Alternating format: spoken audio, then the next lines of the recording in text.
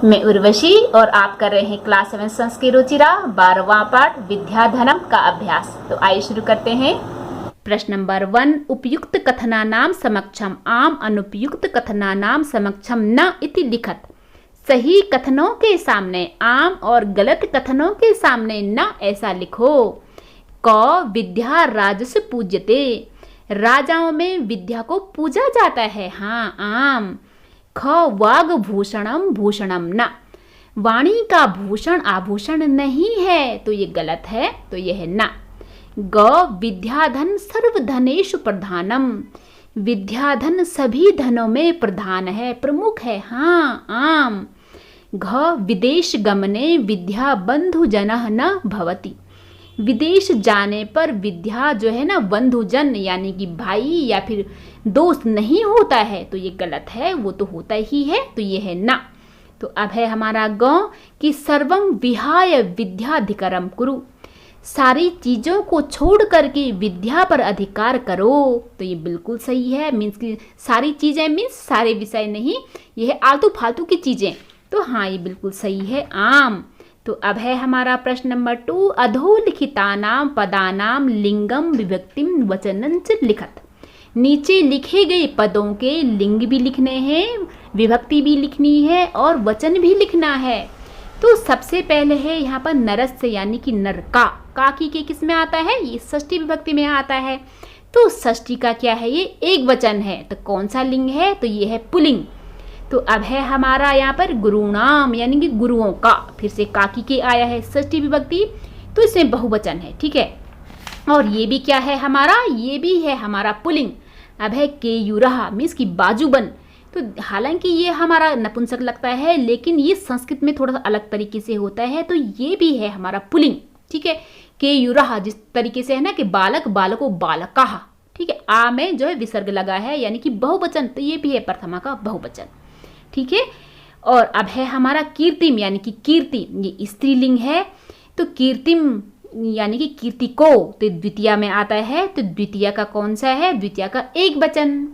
भूषणानि जिस तरीके से फलम फले फलानी, ठीक है, तो ये किस में आता है, ये प्रथमा में भी आता है, द्वितीय में भी आता है, और ये है फल की तरह नपुंसक लिंग, और ये भी बहुवचन में है।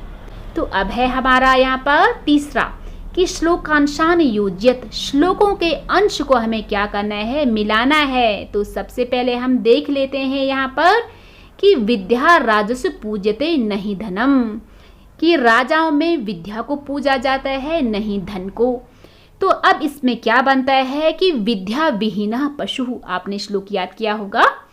अब है इसमें केयूरा न विभूषयन्ति पुरुषम, जो बाजूबन होते हैं वो पुरुष को विभूषित नहीं करते हैं। और दूसरा क्या है इसमें इसका पाठ कि हारा न चंद्रोज्वला, और न चंद्रमा के समान चमकदार हार। अब है न चौरहार्यम न च राजहार्यम, और फिर क्या है कि ना, फिर इसी में है न भ्रातृभाज्यम न च भारकारी, न चोरों के द्वारा जो है चुराने योग्य है, न राजा के द्वारा छीनने योग्य है, न भाइयों के द्वारा बांटने योग्य है, और न ही हम पर बहुत ज़्यादा बोझा लगता है। अब है ये कि सत्काराय तम कुलस्य महिमा, यानी कि जो सत्कार यानी कि सम्मान है उसका आयतन है, उसका समूह है और कुल की महिमा है, ठीक है। और दूसरा इसका क्या बनेगा, इसका बनेगा कि रत्ने बिना भूषणम, और इसमें क्या है कि रत्न के बिना, बिना रत्नों वाला आभूषण है कौन, विद्या रूपी धन। अब ये है हमारा कि वाणी क्या, वाणी प्लस एक क्या, एकमात्र वाणी ही पुरुष को अच्छी तरीके से क्या करती है, अलंकृत सुशोभित करती है। कौन सी वाणी, कि जो संस्कार युक्त धारण की जाती है, या संस्कृता धार्यते। अब है प्रश्न नंबर 4, एक पदेन प्रश्नानाम उत्तराण लिखत, एक पद के द्वारा प्रश्नों के उत्तर लिखिए। तो पहला इसमें कह पशु, पशु कौन है पशु, विद्या विहीनः। अब है ख का भोग करी यानी कि भोग का साधन उपलब्ध कराने वाली विद्या है विद्या। ग के पुरुषम न विभूषयन्ति, कि कौन इंसान को विभूषित नहीं करता है, तो वो है आभूषण यानी कि भूषणानि। अब है घ का एका पुरुषम सम अलंकरोति, कौन एकमात्र इंसान को अच्छी तरीके से अलंकृत मीन्स सुशोभित करता है, तो वो संस्कारित वाणी है, तो इसका आंसर है संस्कृता वाणी। अब है गौ कानि क्षीयन्ते कि कौन नष्ट होते हैं, तो वो होते हैं सारे के सारे आभूषण अखिल भूषणानि। प्रश्न नंबर 5, रेखांकित पदानि अधिकृत्य प्रश्न निर्माणम कृत। रेखांकित पदों को आधार करके प्रश्न का निर्माण करिए। क विद्या विहीनः नरः पशु अस्ति। बिना विद्या के इंसान पशु है, तो प्रश्न बनेगा कि बिना विद्या के कौन पशु है, तो कौन की संस्कृत है कहा। तो अब इसका क्वेश्चन बनेगा कि विद्या विहीना कहा पशु अस्ति, बिना विद्या के कौन पशु है। तो ध्यान देना, जब भी हम प्रश्न लिखते हैं तो हमें प्रश्नवाचक चिन्ह कभी भी नहीं भूलना है। अब है इसमें ख कि विद्या राजसु पूज्यते, कि विद्या राजाओं में पूजी जाती है। तो इसका प्रश्न बनेगा कि कौन राजाओं में पूजी जाती है। हालांकि इसमें क्वेश्चन ये भी बनता है कि क्या राजाओं में पूजी जाती है, तो इन्होंने स्पेशली लिखा है कि जो रेखांकित पद हैं, तो इसमें विद्या को उन्होंने रेखांकित किया है। मीन्स हमें इसमें विभक्ति वचन का भी ध्यान रखना है। तो विद्या के लिए क्योंकि आकाराम स्त्रीलिंग है, इसलिए इसमें कौन के लिए का ही बनेगा। तो का राजस्व पूज्यते कि कौन राजाओं में पूजी जाती है। गौ चंद्रो ज्वलः हारः पुरुषम न अलंकुर्वन्ति कि चंद्रमा के समान चमकदार हार पुरुष को नहीं अलंकृत करते हैं, मीन्स पुरुष को सुशोभित नहीं करते हैं। तो प्रश्न बनेगा कि चंद्रमा के समान चमकदार कौन पुरुष को नहीं अलंकृत करते हैं। तो कौन के लिए वैसे तो कह आता है, क्योंकि ये बहुवचन में है, तो इसलिए इसमें भी हमें वचन का ध्यान रखना है। तो क का बहुवचन बनेगा के। तो अब इसमें प्रश्न बनेगा कि चंद्रो ज्वला के पुरुषम न अलंकुर्वन्ति। तो अब है इसमें घ कि पिता हिते नियुक्ते, कि पिता हिते यानी कि हित के लिए नियुक्त किए गए हैं, मीन्स कि पिता हमेशा भलाई के लिए होते हैं। तो प्रश्न बनेगा कि कौन भलाई के लिए होते हैं, तो कौन की संस्कृत तो आप जानते ही हैं, कहा कि कहा हिते नियुक्ते। अब है गौ विद्याधनम सर्व प्रधानम धनम अस्ति। विद्या का धन सारे धनों में सबसे ज्यादा सर्वश्रेष्ठ है।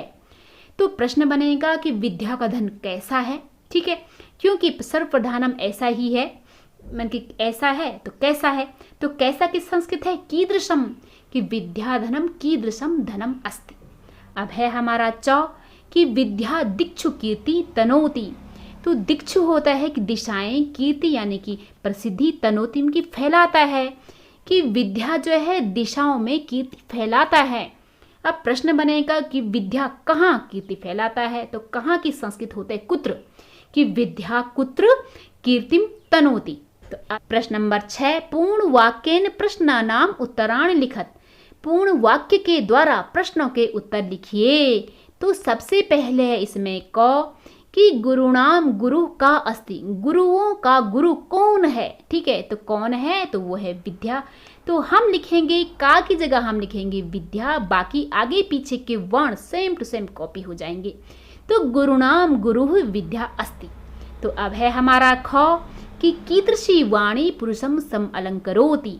कैसी वाणी पुरुष को अच्छी तरीके से सुशोभित करती है, तो संस्कारवान वाणी, ठीक है। तो इसमें आंसर बनेगा कीदृशी की जगह हम लिखेंगे कि संस्कृता वाणी। संस्कृता वाणी पुरुषम सम अलंकरोति। अब है इसमें ग कि व्यये व्यये कृते किम वर्धते। खर्च करने पर कौन बढ़ता है। तो किम की जगह, ये हालांकि ये छोटे छोटे क्वेश्चन है, किम की जगह हम लिखेंगे विद्याधनम। व्यये कृते विद्याधनम वर्धते। अब है इसमें घ भाग्य क्षय आश्रय का। भाग्य के क्षय होने पर कौन सहारा है, तो वो है विद्या। तो हम आंसर लिखेंगे भाग्य क्षय आश्रय विद्या। प्रश्न नंबर 7, मंजूषातः पुल्लिंग स्त्रीलिंग नपुंसकलिंग पदानि चित्वा लिखत। मंजूष से यानी कि पेटिका से जो भी पुल्लिंग स्त्रीलिंग नपुंसकलिंग पद हैं उन्हें चुन करके लिखना है। तो सबसे पहले आपको बता दें कि फलम फले फलाने आपने सुनाई होगा, ये नपुंसकलिंग है, मीन्स उनके एंड में जो है ना मो आया है कि धनम। उसी तरीके से इसमें भी जिसके एंड में मो आया है वो नपुंसकलिंग है। धनम, सततम और कुसुमम, ये तीनों नपुंसकलिंग। अब आती है स्त्रीलिंग की बारी। तो जिनका नाम स्त्रियों के जैसा है वो स्त्रीलिंग में आता है, जैसे कि विद्या हो गया, और कौन हो गया, ये संस्कृता हो गया, और रति ही। अब बाकी जो 3 बचते हैं यानी कि बालक के जैसे या फिर गुरु के जैसे जिनके रूप बनते हैं वो क्या है, वो पुल्लिंग है। तो जैसे कि बालक हो, बालक का जो हम बहुवचन बनाते हैं बालक, बालको बालकः, आ में विसर्ग की मात्रा, उसी तरीके से मूर्धजाः, ठीक है। और पशु और गुरु क्योंकि ये उकारांत पुल्लिंग है तो इनके रूप जो है ना उकारांत पुल्लिंग की तरह बनेंगे। तो अब जो है यहाँ पर हम लिखेंगे कि हारा यानी कि पुल्लिंगम, पुल्लिंग में हम लिखेंगे हार, मूर्धजा, और यहाँ पे पशु और गुरु। अब जो है स्त्रीलिंग में लिखेंगे हम, पहले है इसमें अलंकृता और विद्या संस्कृता, और कौन है इसमें रति ही। अब नपुंसकलिंग में पहले है भूषणम, सारे एंड में मो वाले, कौन कौन से हैं वो, धनम, कुसुमम और सततम।